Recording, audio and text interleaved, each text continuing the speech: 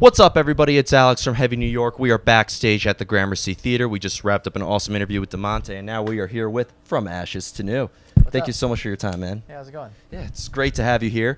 The Future is your latest record, and correct me if I'm wrong, this is your first record with the band, right? Yes. I joined in late spring last year, and I wasn't announced until July, but I had been working with the band from like late April on, and we just busted our asses and put out this record. That's awesome. It's great to talk to kind of like the new guy, because one thing I was curious about is, did you kind of like did you look at the first From Ashes to New record and be like, okay, this is kind of what it needs to sound like, or did the band kind of just want you to bring your own mix to everything? A little bit of both, for sure. I studied up as much as I could, and I was like, all right, this is a little different than something I'm doing now, but I grew up listening to bands like Linkin Park and Green Day and stuff like that. Nice. Can't go wrong. So I was like, this is still right up my alley. I just haven't done it in a while. So I kind of still brought my own style and taste, obviously, just from my years of doing music. But I definitely tried to fit the mold as well. Absolutely. It's cool. And I was curious, because you being a vocalist and Matt Brandenberry also being a vocalist, how do you guys have to like listen to the music and you decide, okay, you sing at this part, he'll rap at this part, or do you kind of like feel a rhythm and you guys just improvise a little bit? For the most part, we would, take a look at each part and be like, this feels like it could be a rap section here, or if we come up with a really good melody, then we're like, all right, that's just going to be a singing section because this feels really good and this melody is really good. It was just kind of like a go with the flow kind of thing. And if there was ever a time where we felt like there wasn't enough rap, we would try to see if we could fit it in elsewhere or put it in certain parts. Like the song Wake Up, like technically speaking, it could go without rap the whole song, but we didn't want to have a song where, Matt wasn't going to be in it. So we had this subdued first half of each verse where we put him in there because that made the most sense to put him in. So we came up with some parts, stuck them in there, and then there are other parts where we were like, this song is mostly rapping, and then we'll just have singing in the chorus. Absolutely. So, yeah. And it's interesting, like, do you guys just, it's funny because, like, also in terms of lyrics, do you guys both write lyrics, or do you guys sometimes All four of us write lyrics. All four of you guys write lyrics. Yep. So that's actually a really interesting point. So when you are singing lyrics that you wrote, do you have maybe a little bit more of a personal connection with those lyrics as opposed to lyrics somebody else wrote? It depends. It depends on how I feel about the lyrics. Like, Let Go was a song that was super personal for Lance, and I knew that I had to go into the studio and give my absolute best. So I connected a lot with that song because I knew it had to be perfect. I knew I had to be the best I could possibly be, and the lyrics were great. So, like, singing them, I felt, all the emotion in the world with that song. So, like, I'm very connected to that song, and I think I wrote one line in the chorus, and everything else was done by Lance.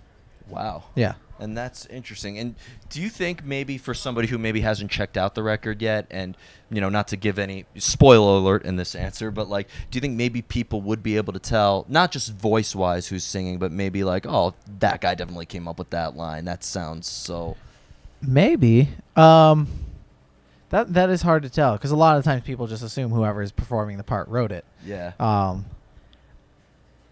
I think if a fan really, really knows us as individuals, they could probably guess who wrote what for the most part. Okay. Yeah, I would say. Now, since as I mentioned, this is the first record that you're on. Are you guys not performing anything off day one, or? Yeah, we're performing a few songs off of day one for sure. Okay. Yep. Which is interesting. So is there like maybe a less of a connection that maybe like some of the guys would have with day one because like maybe you weren't there during the songwriting process as opposed to, or is there a different emotion to it altogether? I would say that Matt probably feels more emotion. You can come in here if you like. With that I'm album. supposed to sit here and awkwardly stare at Danny. Oh, you're just barely in the screen. Cool. I don't necessarily feel a. Fucking cow. That was awesome. I don't necessarily feel a disconnect by any means. I enjoy the songs, so I wasn't part of writing them, but as far as like the performance, each performance is us. Yeah. Whether or not I was a part of the writing process when that, album was made. But I don't really feel a disconnect. I understand that it wasn't I wasn't there for the creation of that music, but I still have a connection with that music for sure. Absolutely. Now, I brought this up with DeMonte, actually, in her interview, and this is a very diverse tour, I've noticed. Yeah. Like, Bad Wolves, being pretty much heavy metal, and you guys having that rap metal, and DeMonte with her style. Yeah. And, from Ashes to New, the first time I saw them was with In Flames, and Right. hell yeah. So, like, I'd imagine that when you guys are on stage, you probably see a variety of different types of audiences, right? Yeah, definitely. And that's what's really cool. I think that there should be more diversification of genres and different artists on the same tour. Code Orange is playing with Nicki Minaj. I don't know if you saw that. I honestly Yeah. thought that was a joke, but now, It's cool though. I think we should be doing more of that. I think that's what makes everyone succeed across the board. So if we were to get an opportunity to play with some totally out of left field artists, I think we would take it just because of the fact that we're, crossing bridges basically. Well, I feel like your music, and even with DeMonte's music, like, you guys both have like a bridge in your music. Like, Yeah. you mentioned that you guys are fans of Linkin Park. You guys do have the kind of like that hybrid theory Yeah, effect in yep. your music. Yeah, we get that a lot, and for a good amount of time, I know that the band like tried to steer away from it as much as possible and never acknowledge it because they didn't want to be looked at as just a copy or a Linkin Park 2.0. But we just kind of embrace it like, yeah, we do have similar sounds. We were influenced by them, but we also are our own band, and we want to have a new age modern sound that's combining rap and rock in hopefully a new way.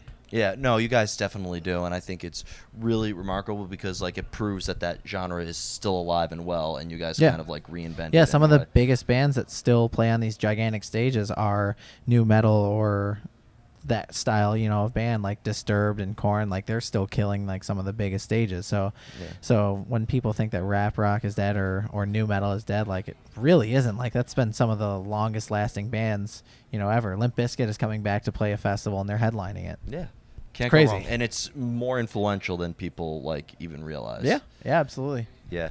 So before we go, I want to thank you so much for your time. Absolutely, my pleasure. And the new record is absolutely beautiful. Now that the future is out, it's been out April around April there. 20th, yeah. April 20th. I almost said 18th, so I was close. Okay, yeah. But it's a new record cycle. Any Mm-hmm. tours that you're allowed to talk about that you would like to promote or anything else? We have a couple shows with Hollywood Undead, Okay. July 25th and 26th. I don't remember exactly where they are, but we have a couple shows with them. We have a few shows with Stone Sour, and everything after that I can't talk about yet. You'll tell me when I stop rolling, right? It's actually not even entirely planned, so I don't even have anything to tell you. That's just my favorite thing to tease on the camera. But Dan, thank you so much for your time. Thank you. Everybody, we are here with Dan of From Ashes to New. Pick up their newest record, The Future. It is absolutely awesome. We'll see you next time. Catch them on their tour with Bad Wolves.